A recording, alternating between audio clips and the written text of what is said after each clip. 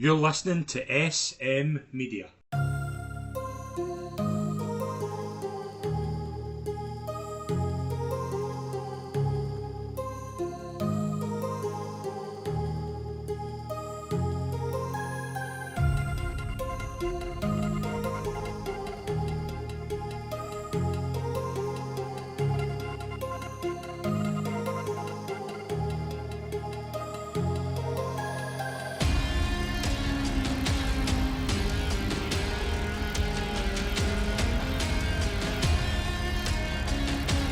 Hi, folks, and welcome to the latest episode of the 80, your show for all things west of Scotland. I'm Scott McPike. It's a pleasure, as always, to be your host. We are back after a few weeks off, obviously. I want to thank everybody who sent in some kind messages about not being on the show, but we are back. It should be regular every week going forward, and it will always be the most consistent and most honest show covering this level. It's always a pleasure to be your host, and I'm delighted to welcome my special guest. He's been on the show before, but it's always a delight to get him on. It's a pleasure to welcome the manager of the second division league leaders at Muirkirk Juniors, Ross Cusick. All right, Scott, how you doing? It's good to see you back in action, mate. Hope you're well. I'm delighted to be on. Thanks for the Pleasure, invite. mate. Couldn't I get you on at a better time? I think every single week I mention you, Ross. And last season, I was raving about the job you done at Muirkirk last year.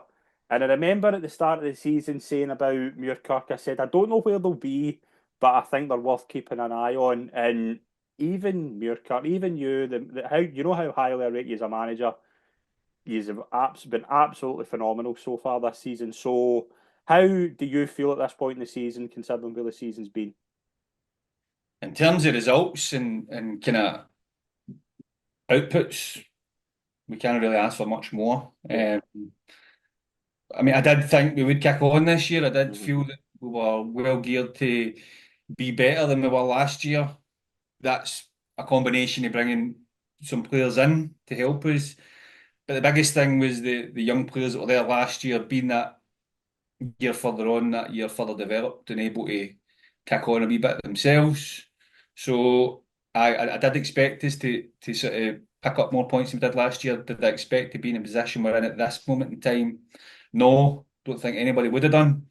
But that's testament to the players and how much they've stuck to the task. And listen, it's not been plain sailing. I Hmm. think a lot of people maybe look at the league and think, they've been knocking off results.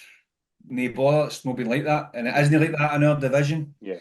There's a lot of the games that have really gone to the wire, and realistically, there's maybe four or five that could have went either way, and we've done enough to go over the line. But there's also other games where we've been excellent, and done really well. So all in all, that culminates in us, sitting with a healthy points total, but it's a healthy points total after 12 games, which means hee-haw, to be honest. So we're under no illusions, mate. We don't feel that we're there and we'll stay there in terms of without any hassle. It's been a heavy slog to now, and it'll be a heavy slog until May, and Hmm. see where we're at the end of that. Last season, obviously, when you took over, obviously doing a tremendous job at the youth at Benburn, coming into the West the way you did. And you obviously said that last year it was a transition. And I looked at the second division last season, and I'm sure you'll agree here. Kind of knew who the teams were to beat. I mean, it Yeah. kind of worked out that way. We knew the three that would probably go up, that went up eventually, and there were a lot of good sides. There are some good sides that have come down this season, and there's obviously been some good sides again that have come up. And you see again, like one thing I always talk about with all the divisions, even this season, is you're no seeing teams come up and they're just fighting for relegation. There's teams going up to challenge, and you see that with like Lanark, for example, this season. Like they're going up and they're really making a go of it, and they've started really well. But you yourselves last year, well, I think we said you were obviously kind of mid-table, but some of the results you were getting, like, Yeah. what was it this season that you felt was how you could kick on? Was it Scott, a lot of big? it was a lot of it was like last season was a really strange season for us in that when I talk about the group, obviously wasn't it all the boys that came for Yeah. Denver with me, but if we talk about the group, it was the youngest group by a mile. Hmm. We had at times we had a full team of teenagers on the pitch. Um, So there was a learning period that we also played the top teams very early in the season. So I think after like 7 games, we had 3 points. Yeah, that's right. So straight away, you're in that battle to try and sort of pick up points and get yourself, into a kind of relatively safe position. And then we did that. We had a good middle of the season. So come January, February, we were probably safe-ish with it, having it rubber stamped. And then when we got safe, I felt the backside fell out the season again a wee bit. Usually this team or the group that I had brought were fighting for every trophy going Yeah. towards the end of the season. Mhm. So there was the dynamics of having nothing to play for. There was the dynamics of having, 3 weeks here and there and sometimes two in a row and having to deal with that. So it was a learning process for everybody. That was probably the hardest thing for me to deal with was the drawn out games and weeks without a fixture and how to handle that. Obviously, when you're at under 20s or youth level, you're playing in the Astro every week, so there's very Aye. few games off. And like I say, quite often our seasons ran into June. So we're used to being hell for leather at the tail end of the season, and instead you're setting kind of wee false targets for the Aye. team. Can we do this? Can we do that? But it was just a really strange thing. So I hope this year that we wouldn't have the start that we had last year, and that we would be in a position where every game was going to hopefully mean something to us. It's been the case so far. So there's a lot of things to deal with, but all in all, I think one of the biggest things as well was really the shift for youth football to senior football. You can speak to young players about how to handle that and what mistakes not to make, but until they're on the pitch making those mistakes and getting punished for those mistakes, they're not really learning for it. So Mhm. unless you've got to allow that to happen and sort of teach them as they fail, if you like. So it's one of the ones where we had to do a lot of tough learning last year.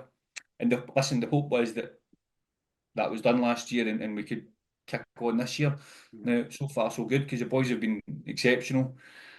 But listen, like any team at the level, will continue to make mistakes, but I can't fault the young boys. They've been excellent. And we've added some, really good experienced players as well with Paul Doyle and Alan Semple and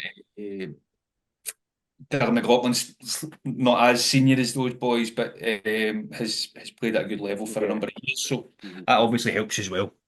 And obviously, I'm just get the fixtures up here. Obviously, the first 7 games, obviously 7 wins in the league. Like, what was kind of the big moment? Obviously, because I'm just looking at the results: 1-0 away to Bells Hill, 4-2 at home to Lanark, and then 4-2 away to Bonnet and beating Craigmart 7-1. I look at that Les Mahagel one, and I know he's got Les Mahagel coming up this weekend. 1 and 2-0 away from home. I think they had a pretty good start as well, winning that game and then going on and beating Kilsyth and then 6-2 away to St Anthony's before the fourth defeat. Like as you say, you don't win a league in 7 games. I'm not saying that, but you set a marker. And I think it's important getting those points in the board early because as you say, like we know what happens. We know the games probably get cancelled probably round about this point. It's important to have those points in the board early, isn't it? Yeah. Well, it just means that, on the complete opposite for last season, and that, you know, it's a totally different dynamic getting Yeah. into the games where, what you say, what was he won the opening game at Bells Hill. Bells Hmm. Hill probably had the lion's share of the game. It was a completely opening day of the season. Again, we're playing a newly promoted team, big crowd, lovely day, away from home again, which happened. We played Villa Clyde last season, so it's happened again. So you've just got to go there, deal with that, and try and get 3 points. And it was a big one because we scored early, we held on, and we were under pressure. And then we're home to Lanark. We played well that night. We got through that game, and then you're 2-2 and you're away, and it's just a case of go for there, take each game as it comes. Loads of different types of uh, facilities at our level, but also different types of styles that you play against. And that's the thing as well. We can kind of deal with we could always sort of deal with the teams that wanted to play out, and we Hmm. could match that. the question against us last year's was which could we deal with the other side where you're maybe playing against teams that are more direct and we're much more suited now to being able to sort of deal with that as well. Like I say, loads of those games there could have been draws or even going the other way potentially, but we've scored a lot of late goals as well, so we're digging in right to the end. And once you pick up a few, I'm sure any manager will tell you, it's just and it's almost the exact same the other way when you're not winning games. Mm-hmm. Things tend to go against you. So we've just been riding it for as long as we can. And like I say, it's testament to the players and how they have approached each of the games. And yeah, to be having the points total we've got now is fantastic. Yeah, absolutely. And obviously the league results are phenomenal as well. Obviously beating Whitlet's at home as well and beating Maryhill, Cambuslang away one as well. But I want to touch on a couple of cup results that really caught my eye. I know the co-winning game ended in a defeat in extra time, but I spoke to a few people co-winning after that game and they were raving about how well you played. Aye. We were brilliant that day. We were brilliant. We really took the game to cover. Listen, cup football was a bit different as well, in that we had nothing to lose that day, and you can just sort of go for it. And to be honest, we were disappointed because we probably should have won the game. It was a really eachy peachy game. Mm-hmm. Both teams really went for it in terms of the shape. We got 1-0 down, and then we scored late to go 2-1 ahead. I think it was like 89 minutes, and then last kick of the ball, I think, could win and equalise to go to extra time and ultimately win it in extra time. But no, it was a good game. I thought we were really good that day, and it was two teams. It was a good game of football actually, Yeah. but it just didn't fall for us, which was disappointing. But pleasing at the same time that we can go down there.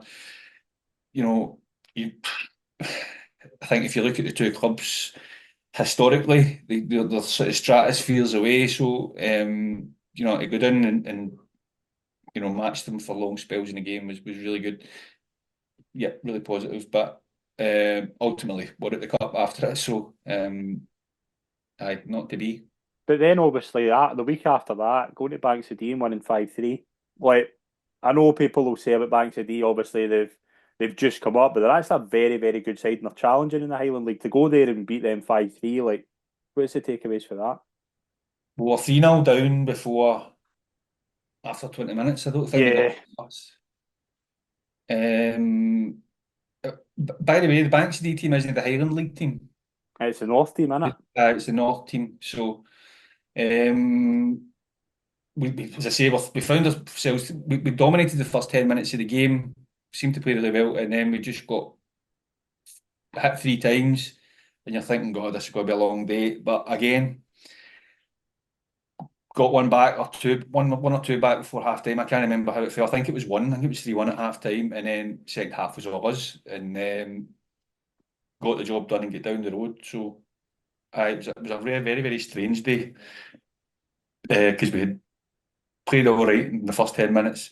Suddenly find ourselves 3-1 down, and then rally to go and win it. Which, listen, it was a good atmosphere on the bus on the way down, as you can imagine. But it wasn't a day I want to repeat too often, to be honest. Was the Easter House game probably the biggest disappointment of the season so far? No, listen. See, when we played Knightswood. It was a disappointment, of course. It was. We had played Knightswood a couple of weeks before and didn't play particularly well, but got through. But see the teams at the top end of the third division who are winning all the time, and the top end of the fourth division who are winning all the time. They're not a million miles away Nah, they're from not. their level. So we were under no illusions. I think we probably played better against Knights. We don't think we played particularly well against Easterhouse. I think they scored, and then we huffed and puffed and eventually scored, and then it was straight to penalties. So it was a disappointment, but I would suggest maybe the fourth game was a bigger disappointment. Don't think we played particularly well that day. So um, especially off the back of your run of wins, to go and lose that kind of winning run of wins at home was a major disappointment. But listen, you take these are all kind of minor things. You think they hurt you in the Saturday, but Aye. when the dust settles and you think about it, and by the time you get to train on Monday, you've got to consider everything is one, and sort of be level-headed about it and accept that it can't be perfect every week and not ask too much of folk at times. And see, obviously, like when you first went into Muirkirk, and obviously it's been over a year. Like how much is the kind of club change in terms of ambition? Like obviously, like when you came in, obviously there was an emphasis on kind of youth development, and we've seen that obviously be a real thing at Muirkirk. Obviously, looking at like Scott Ruff going to be and other kind of players who've made that step up. Like there are obviously players who are capable of going up to the next level, but obviously the club must have those views as well. Like how have you kind of seen that in the past year, the way the kind of club are now looking at potentially promotion and potentially kind of moving forward? There's certainly been no talk, the P word that's kind of banned. But the club, see for me, junior football clubs like ours are the committee. Yeah. The committee and a really small band of fans that ultimately allow the club to survive Mhm. because there isn't a junior football club, like Muirkirk. So I'm obviously the manager at Muirkirk and the players are players at Muirkirk. At some point in the future, we won't be and it'll just be a kind of fond memory of being there. But these people, within the club live and breathe it. So when I went in, there was zero expectation on us. They simply didn't have a team. The old team was the players were all leaving. The management team had left previously. So I think the people within the club just wanted the club to survive and continue to maybe compete a wee bit. But there was zero expectation on us in terms of league positions. If I'm honest, they probably thought we would be relegated or potentially relegated last year, but they were completely uh, on board with us. Couldn't meet a nicer bunch of folk who really allowed us just to get on with it. They've allowed, since then we've had to upgrade the training facilities that I Mhm. pushed for, and they've done that, and that comes at a cost. I think we're seeing the improvements of the different wee things that we're adding and trying to kind of progress as we go. But everything that we ask for and everything that we try to do to progress the team, the club, everybody's on board with it. So there's absolutely nobody pulling in the one direction. Everybody's on board. And listen, I think that you know Muirkirk because you're reasonably local to that area. It's a club that maybe hasn't had a great deal of success over the years, and had maybe always been down there. So they're just enjoying this moment where they're winning a lot of games of football, but it's nice to see them being able to really enjoy it, and Aye. maybe and probably behind the scenes they are talking about what ifs, but. That's certainly come for us. But it's just good to see them really enjoy it. And you can see new faces for the village coming in through the Yeah. gate. So there's a buzz about the place, and that comes for everybody coming on board. And then obviously you've got to have a wee bit of luck and a wee bit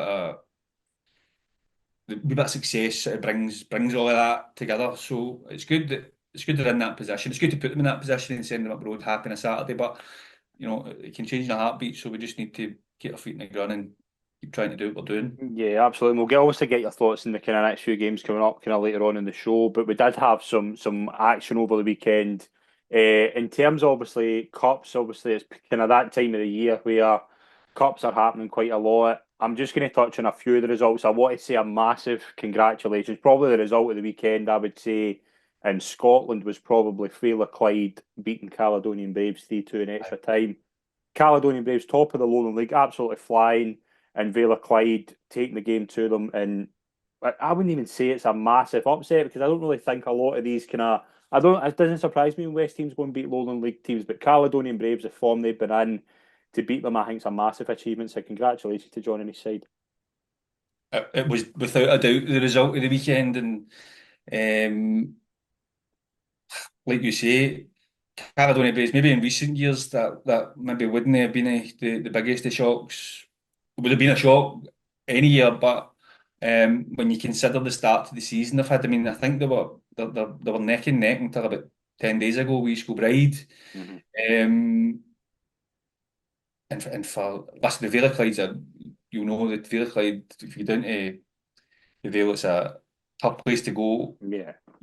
regardless. So, and by the way, I spoke to John at the weekend, and they were well worth it. I don't think it was a smash and grab. I think they felt as if they should have been ahead maybe a wee bit more. So to win and get through is brilliant. To do that with a wee bit of style and be well worth it. Speaks volumes for them. I'm buzzing for them.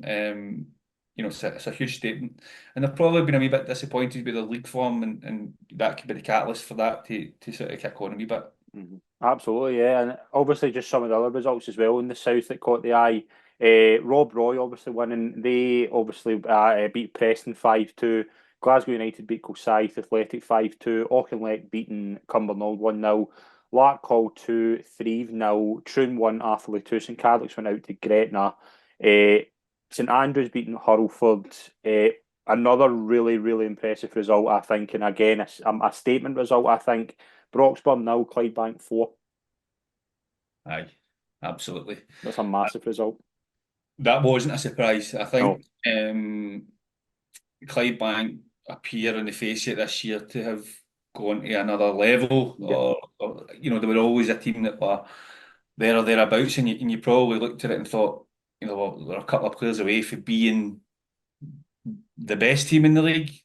It looks as if the recruitment in the summer, I know it's been well spoken about, but it appears to be paying dividends, because if they still got a perfect start in the league. They drew with Largs last weekend. Aye, but Still unbeaten. incredible for that division, and then to be doing well in all the cups still as well, incredible, and they'll take some catching. And you look at I know obviously the boy Callum Graham's went to Bede, I think, and they replaced him with the boy Daramola, who was at East Kilbride. Yeah, yeah. I think that's a kind of short-term loan, but Yeah, it shows you now the recognition, because he went to East Kilbride for a Broth, I think, didn't he? yeah, So he was at Bone. shows you He scored about 100 goals for Bone S one season, I think. it shows you the level of player now that they're able to attract. It's a Aye. huge club. They're geared up to, go up to the lower league and then probably up again Yeah. eventually if they get everything right. So, but it shows you even where they are at the minute.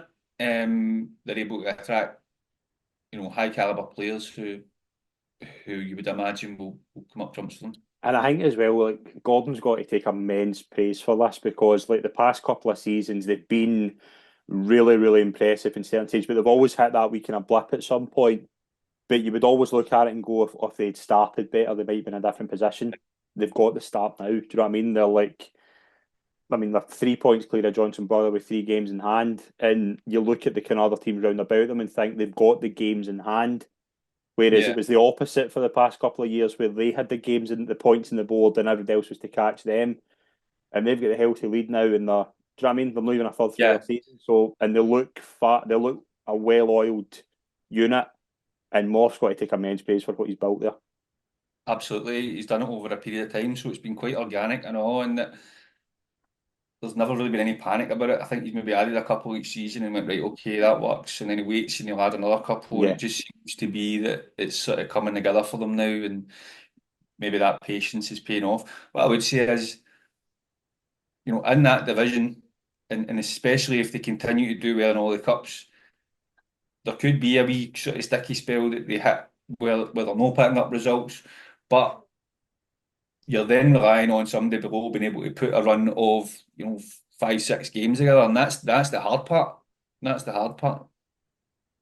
and obviously as well, they play Auchinleck on Saturday. So again, that'll be another test to see where they're at, because Auchinleck obviously can give anybody a game at the moment. But you look at their cup draw as well. Home to Bucky, you'd expect them to win that. I know Bucky have been out of form. They can go quite far in the cup as well. The senior Scottish, they're capable of beating anybody in that at this level at the moment. I think they're easily the most eye-catching team. But we did have one Premier Division game over the weekend, and it was Darvel 1, Johnson Borough 1. Jordan Moore scoring against his former club. Aidan Martin scoring for Darvel for a draw. Darvel obviously still bottom, obviously takes them into positive points after the deduction. Johnson obviously 3 points behind Clydebank, as we say, but we played 3 games more. I think it'll be a disappointing result for Johnson, but Darvel will take a Yeah, massive positive for just getting a point on the board now. they were, by the sounds of it, they were quite unfortunate to get three because it was quite late. I think that the Borough had equalised as well, so Darvel would maybe be a wee bit disappointed just in how the game had went. Again, the Borough, yeah, probably went there with the intention of picking up 3 points and trying to, keep pace at the top end. But when it gets too late in the game and it shows you that they've got a bit of character about them as well, that they go to the wire and Yeah, eventually get there. And that can give you a wee boost as well, when you've maybe not been quite at it, to still be taking points up the road. So, yeah, it'll be disappointing for them, but I don't think it's a massive surprise. And honest, I think Darvel, as much as there's huge changes there, as much as there's obviously still sort of ins and outs. I'm still seeing, they'll get decent boys. players. Of course they have, of Yeah, course they have, and um, obviously the new manager getting in as well was different, and then there was a huge turnover of players, and it's still happening. The turnover of players at some point that's got to settle down, and aye. that's kind of when they would start to, hope for them. They would hope to be picking up points. Yeah, absolutely. But obviously, that was the only game in the Premier Division. Into the First Division, again, I keep saying it every time I'm on here. Massive credit to Renfrew. They've been the surprise package of the season for me and been absolutely excellent. 5-3 home win over Ashfield. And again, Ashfield sitting bottom of the league, but scoring 3 goals away from home at Renfrew, they can take positives from it. Renfrew have been excellent so far. And I'm willing to hold my hands up again and say, I get them wrong. Yeah, it sounds like a cracker of a game because I think, Yeah. was there no like it was like Renfrew were scoring within a minute or two. Ashfield were equalising I think Ashfield equalised twice. I think I'm right. 3 times. I think it was. Yeah, I think it was 3 times, and then Renfrew managed to pull away in the end. But um, to be honest, I know a couple of boys that play with Renfrew. I know Jim's been there quite a while now, but um, yeah, they'll be pleased with the start they've had. That division still, and I know the big boys are kind of out of it now, if you like, in terms of the sort of financial juggernauts that were in it. But you still look at it, and it's still back. a very level playing field. There's so many teams in that you just couldn't write off. Renfrew have done enough to sort of keep themselves in that conversation. Ashfield again, kind of Just connected to the transitional in it. Aye. yeah, always a difficult thing, and that's a tough division to be trying to kind of think on your feet and build as you go. But I think Ashfield picked up a positive result the week before, didn't they? Yeah, they got a draw. Let me just tell you really who they drew with. They drew. Remember they drew with St Roch's a few weeks ago. I remember that. Right. And they I think they were up against Rutherglen, and Rutherglen came from behind to beat them. I I think four think you're three. doing that. But I mean, they're scoring. I mean, look at that. They've got goals. They can score goals. Like they beat Cumberland in penalties in the cup. I think that's maybe the result. I Aye, think of that's like that's that's what it would have been. But obviously they can take a certainly not get any issues in front of the goal, but no, it's keeping open them out in it. been tying it up at the other end. But again, such a difficult task because Michael, who had been there previously, obviously went to Davos, Yeah. and then it was almost an entire rebuild for somebody to go into. And like I say, when you're in that division, it's such a difficult thing to do to build a team and try and pick up results while you're doing that. Mm. Thankless task. Yeah, absolutely. Big result at the top, obviously. St Roch's went levelling points for league leaders Atherley. They beat kind of promotion rivals Rutherglen 2-1, double from Evan Galasso. Big result for St Roch's, obviously, with them going above Rutherglen with that result. Rutherglen have been very, very steady so far, but St Roch's, I think Ian's done a marvellous job there this season. Really good. I think again, Ian's been there a couple of years now. Mine just over a year now. He was certainly there beginning of last year, Yeah, so I think he might have been in the tail end of the year before that he went in, was it? But yeah. again, just that sort of building as he went. Again, a lot of players in, a lot of players out, but um, the start lift has been incredible. Again, when I look at the top end of that division, I still wouldn't like to call that. No, It's it's so difficult. I think I'll wait to the end of Like, April. had a great start, and then they've obviously had a couple of sticky results recently. But there's teams below that as well. If you look at, I wouldn't rule out the Buffs No. because Kevin's in there. They again having to pick it up and kind of build as he went, but he's managed to pick up points while he's been doing that. And you would imagine now that that's sort of settled down, they improve as the season goes on in terms of how many points they're picking up.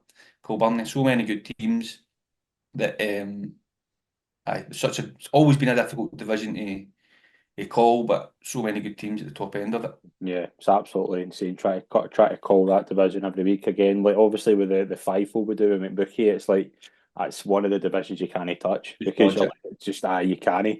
But Kilburnie and Maybole drew 1-1. Maybole have been quite an Yeah, impressive team this season. They've done really well.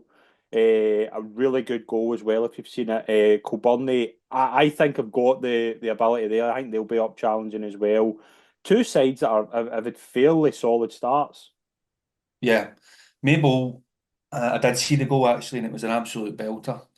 Mm. Um, Mabel are one of those teams that, again, like I said with the Villa Clyde, it's such a tough opponent. You know, I don't think many people enjoy going and playing against Mabel, No. and it's been the same for a number of years.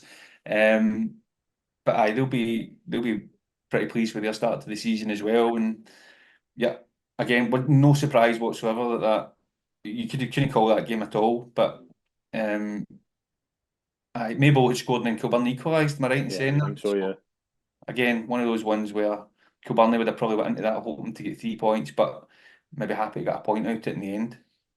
Into the second division, obviously, Neilston moved into within a point of Muirkirk, 5-1 home win over Cambuslang. Five different goal scorers: McCabe, McNabb, Wilson, Fletcher, and Riley.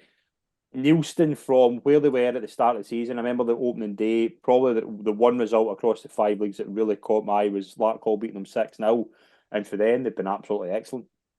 They have indeed. I like you say, difficult place to go again. I'm on that again, but Lark Hall, difficult place to go.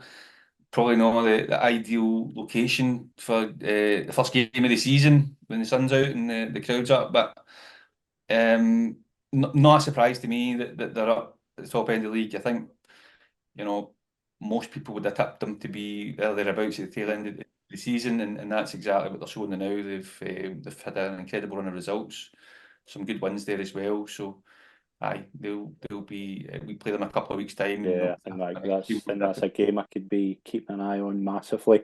Les Mahago beat St Anthony's 5-1, hat trick for Gary Nicholson.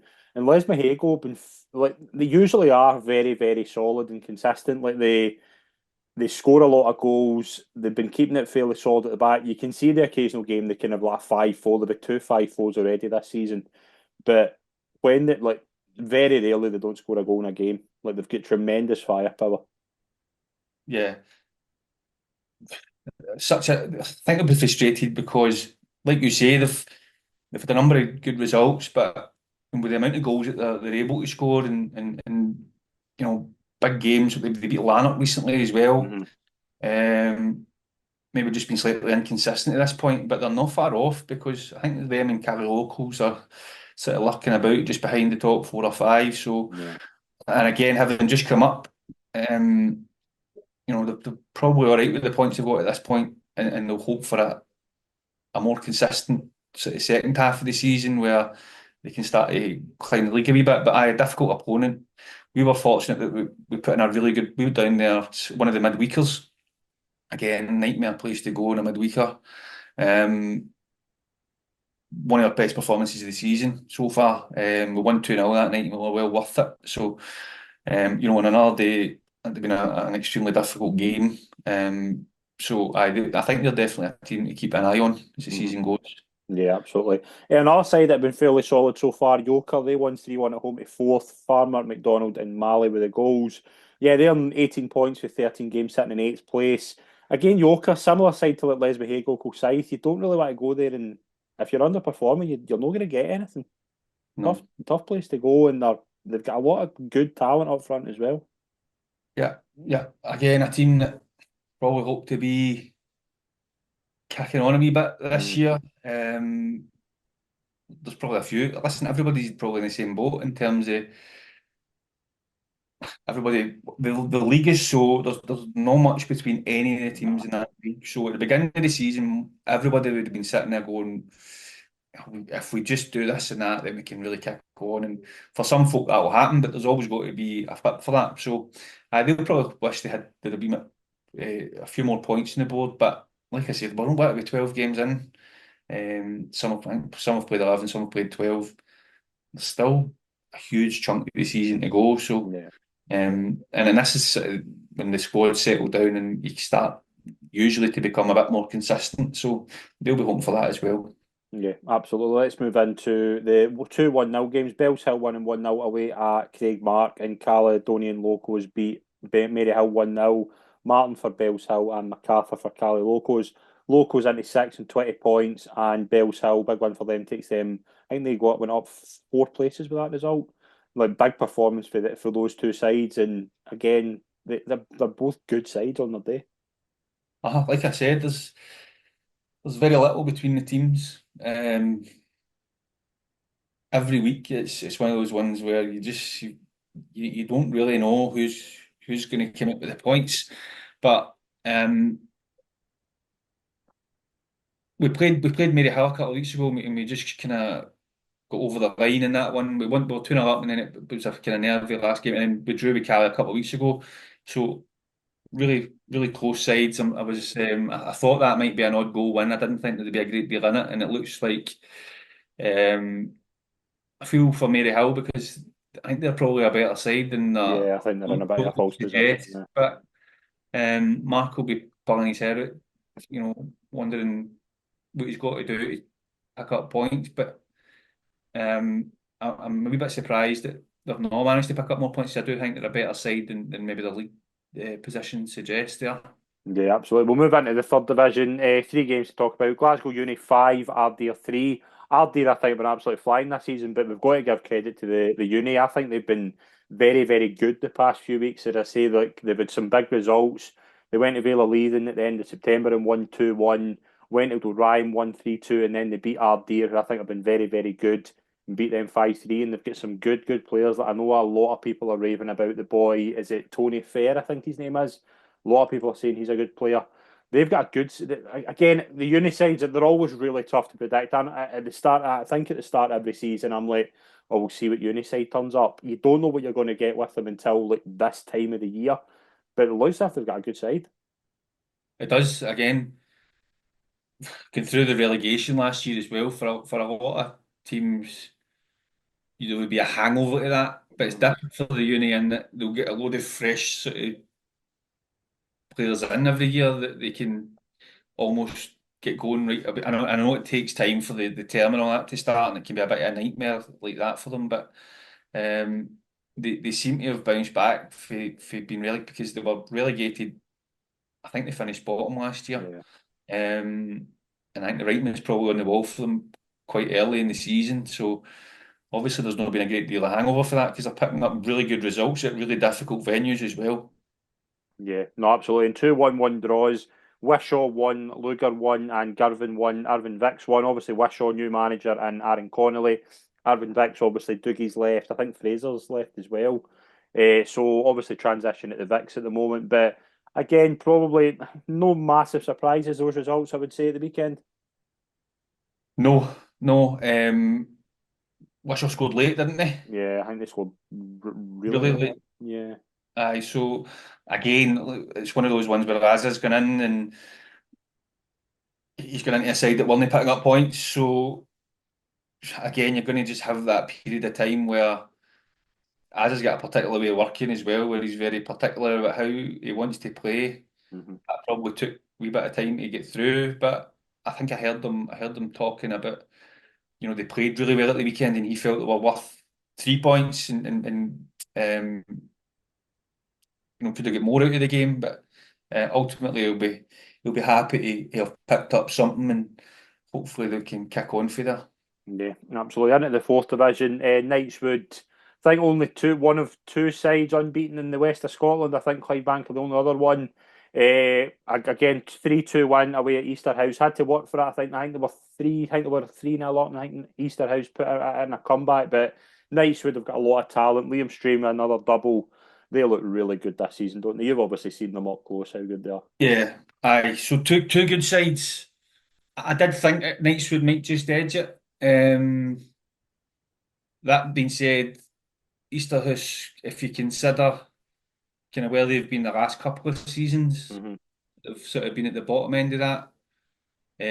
For them to have turned it around to the point where they're challenging right at the sharp end of the league, speaks volumes for the work they've done. But Knightswood, listen, they've got a couple of players that could play several leagues above.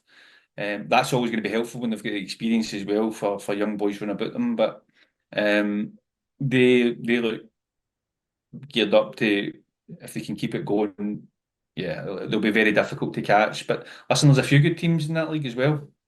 And one of them is Port Glasgow, who beat Eglinton 4-1. Dylan McLaughlin a double, Alec McWaters, Chris Miller scoring as well. Like those three guys could easily play first division. So And to have then, them there is it shows you how good they are and how high they could go up. yeah, I think Jack Purdue's there as well, Jack who Purdue's there as well, yeah. was at Benburb a couple of years ago. Aye. So really good player. So it's obviously there's a lot of, like I said earlier, there's nothing if the teams at the top end of any of these divisions and they're used to winning games every week. The top end of the fourth division is actually going to be really exciting, I think, because teams like the Port, if Easterhouse can maintain the level they've got and maybe just build on it again, it's going to be in Rossvale. There's going to be a number of teams at the top end of that who feel they can go and sneak into the promotion places. So Mm-hmm. that'll be an exciting sort of division to watch as the season goes on. Because again, there's maybe 4 or 5 there that I think could sneak it into the last one. So we'll just need to wait and see how that Yeah. comes about. I think East Kilbride Thistle as well. They've had a good result. They obviously went to Campbellton 1-5-1.